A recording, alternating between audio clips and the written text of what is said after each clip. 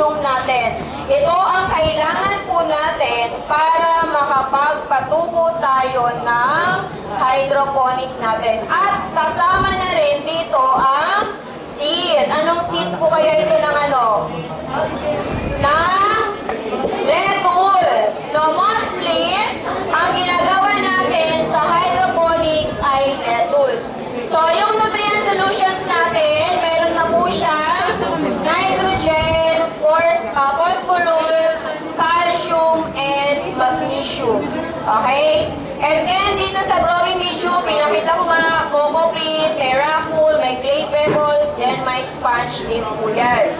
Next, container. Ito yun container po natin. Pwede rin plastic bottles, bucket, plastic containers, PVC pipes. So ito, nakita nyo na parang plastic cup na ito. Ilalagay na po natin yung seedlings ng lettuce natin pag yung time na pwede nang i-transfer. Okay? Pag yung medyo nakita natin, lumalaki na ng tatlo yung dahon niya, ilalagay na po natin to. And then dito sa box na to, ibubuhos na natin yung solution na kasama nito. And then, nakita nyo, may butas dito. Itong butas na to, dito po natin yan ilalagay. So, kung nakita nyo, may nakalagay dito din na parang mga, ayan, no?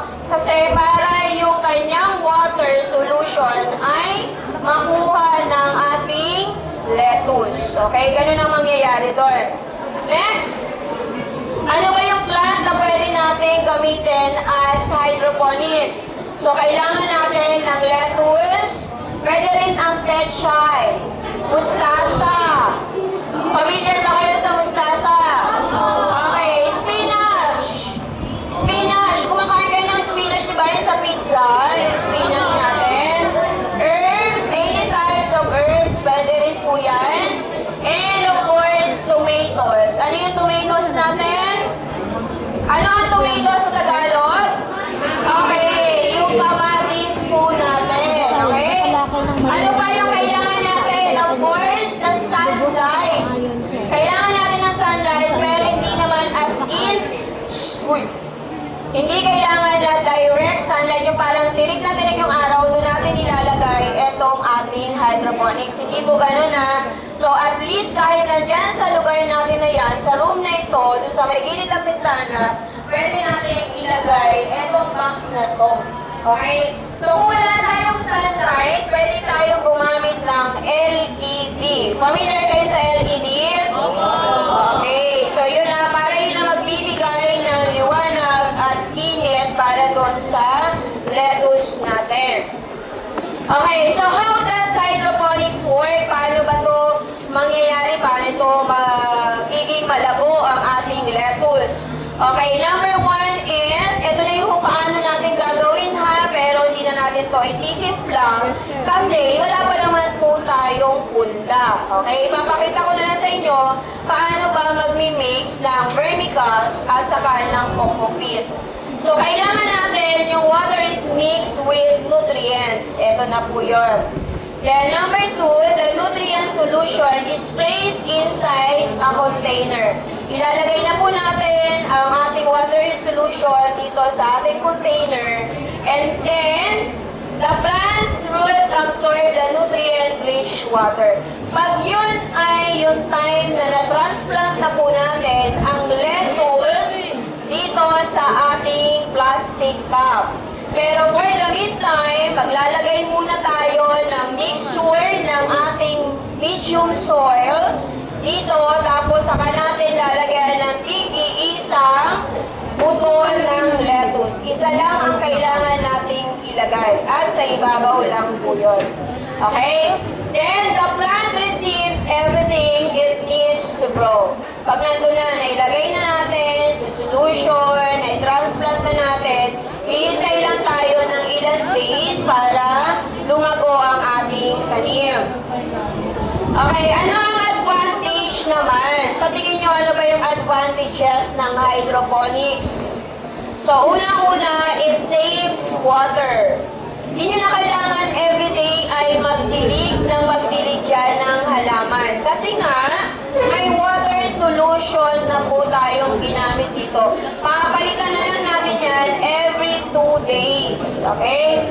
So, it uses up to 90% less water than traditional farming because water is reuse. Nagagamit pa po natin. Then, faster plant growth. Mabilis ang paglaki ng ating pananim dito. Kung ito ay ipupunla natin ngayon, ibilang lang tayo ng mga 3 araw, itatransfer na po natin dito, and from na-transfer na natin dito, bibilang ulit tayo ng mga ilang days lang, makikita natin ang bilis lumaki ng ating lettuce. Okay? So, pag nagawa natin yon, pag dumaan-daan lang kayo dito sa kabilang room natin, iiwan ko kasi ito doon eh, para makita ninyo yung everyday na growth ng ating lettuce. Matitingnan natin, ay lumalaki ba yung lettuce na dinanim ni ma'am? Ay baka hindi na. Okay? Then, ano yung advantage ng ating hydroponics? Of course, no weeds. Ano sa Tagalog ang weeds? Okay, baka ibang weeds. Baka ibang weeds ang tinutukoy ninyo dyan, ha? Yung weeds natin, ito yung mga ligaw na damo. Okay? Siyempre, walang damo naman dito tutubo. Okay? So, there is no soil, walang lupa dyan, kaya wala pong damo na tutubo dyan.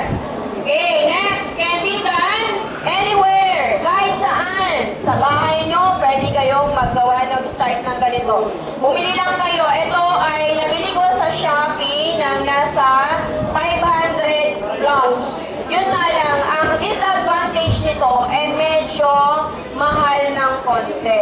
Pero pag naman kayo ay kumita, class, panoorin nyo sa YouTube, ang daming mga nag-testify na from the start ng paggawa nila ng hydroponics gardening, ay talaga namang lumago ang kanilang business. May nakapagpatayo ng bahay, gumanda ang kanilang buhay na dahil sa hydroponics. At ngayon talaga ginagawa to ng mga tao na without space sa kanilang mga bahay, ay nakakapagpalago po sila nito.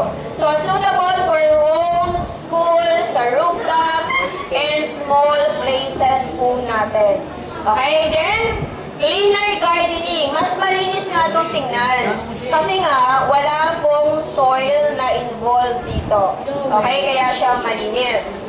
Next, disadvantage. Ano naman? Ito yung sinasabi natin, disadvantage. Higher starting cost. Talaga maglalabas tayo ng puhunan. No? Pag naman nakapag-start na tayo niyan, tuloy-tuloy na yan, iikot ng iikot. So, makukuha nyo na rin yung puhunan na inilabas ninyo. Okay? Requires regular monitoring. Kailangan everyday, titingnan po natin yan. Tingnan natin yung ating solution, baka naglulumot na. Okay? Papalitan po natin.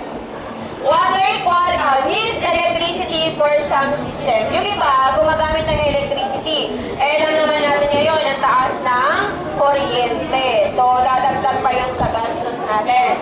Next, water quality must be maintained. Okay, binabayaran din natin ng tubig. So, syempre, tataas din ang bill ng tubig. So, kaya medyo yun ang disadvantage ng ating hydroponics. And then, diseases can spread quickly through the water if not managed properly. So, dahil nga tubig ang ating medium dito, ang solution natin, pag may marumi sa tubig, pag may disease sa tubig, madali po siyang kumalat. Okay? So, importance. Ano ba yung importance ng hydroponics? Ang hydroponics, it helps grow fresh vegetables even in small places. Sabi ko nga, kahit dyan sa may bintana nyo, sa may gilid ng bahay nyo, pwede kayong magkaroon ng hydroponics gardening.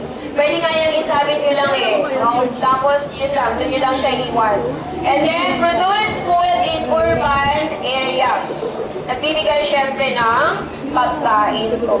At, lalo na ngayon, di ba, uso yung mga samgyup, ganyan. So, pwede kayong kumontak ng mga magiging direct ninyo na customer, tapos doon nyo sila ipapasok. Okay? Next, save water. nakaka-save ng water kasi nga, nare-reuse natin ang tubig. And then, support food security.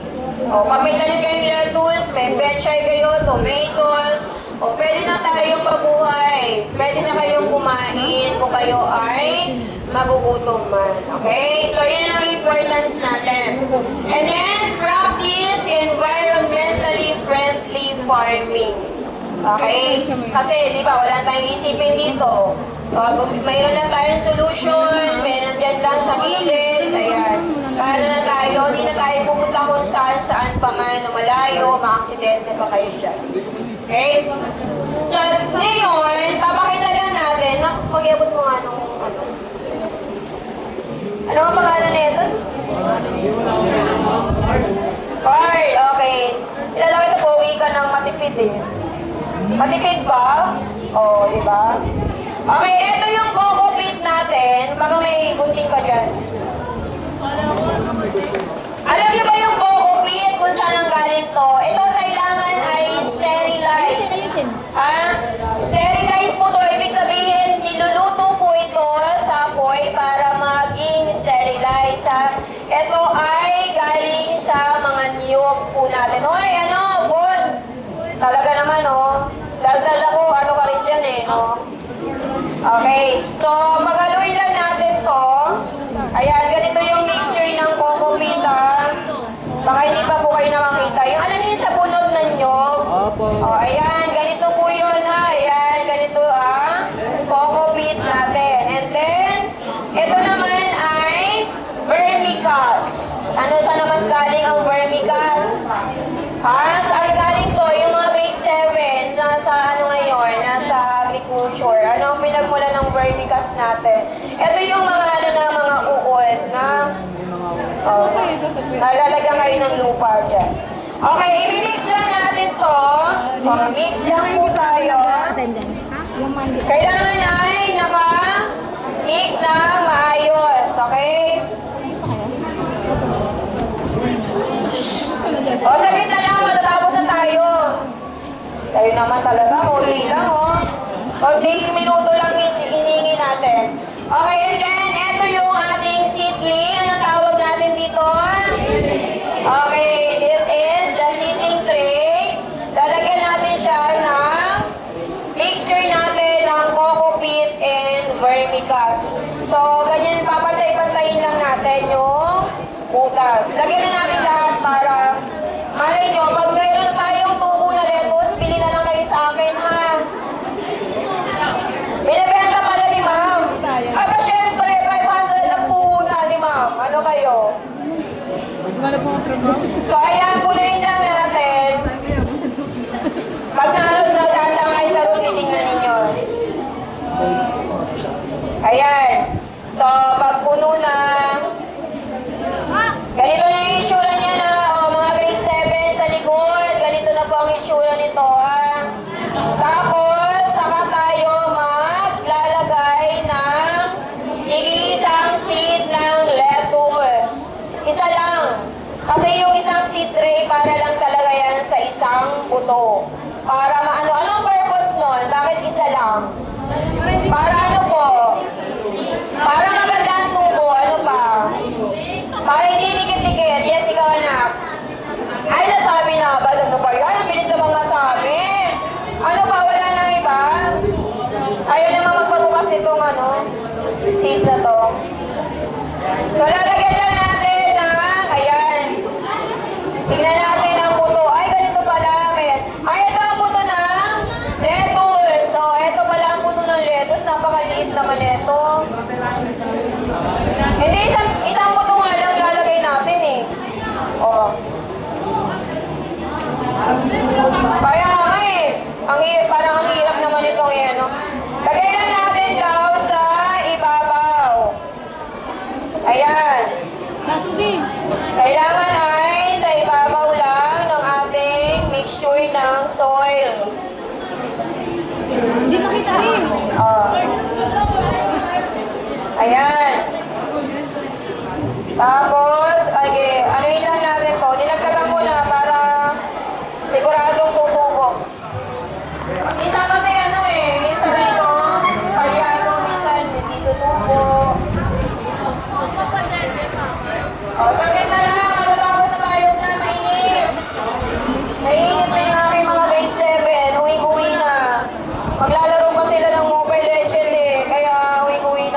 po. Kaya may lang muna kayo maglaro, ha? O, ayan, ito. Ito na yung ating final output para dito sa ating hydroponics gardening natin. So, maghihintay tayo ng ilang araw. Pag yan ay tumubo na at nagkaroon na ng ilang dahon, that is the time na ita-transfer naman natin dito. At ito ay lalagyan din natin ng konting mixture ng soil, ha? Konting-konti lang.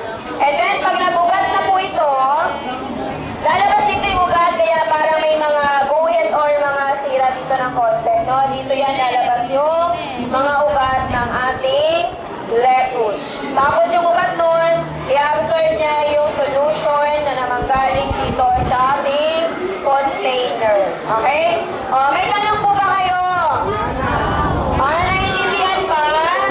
Malinaw ba sa inyo kung ano yung hydroponics? Ano ulit ang ibig sabihin ng hydroponics na? Ikaw, ano ang ibig sabihin ng hydroponics? O, ayan. O, ayan. Naiintindihan ka. O, ano pa? Yes.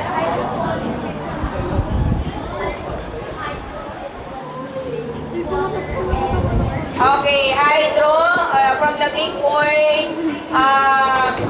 dalawa natin, no? Ano pa ibig sabihin, Tamoya? Ano ibig sabihin ng ating hydroponics gardening? Ay, yes, ikaw na. Gamit, ha? Okay, so with the use of water, okay? So this hydroponics is, we can use this or we can plant this without using soil, okay? May tanong pa po ba? Wala na? So, everyone, pakibasa nga po ito.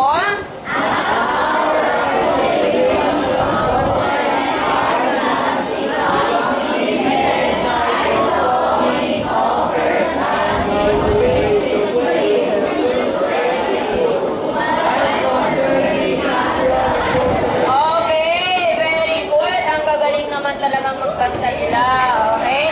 O, naiintindihan ba ang ibig sabihin nito? So, as much as we can practice hydroponics, i-practice po natin, okay? Malay nyo, dyan tayo yumaman, dyan kayo makilala, okay? So, yan pala yung magiging way natin para tayo ay mas umunlad, okay? So, doon nagtatapos ang ating presentation. Okay.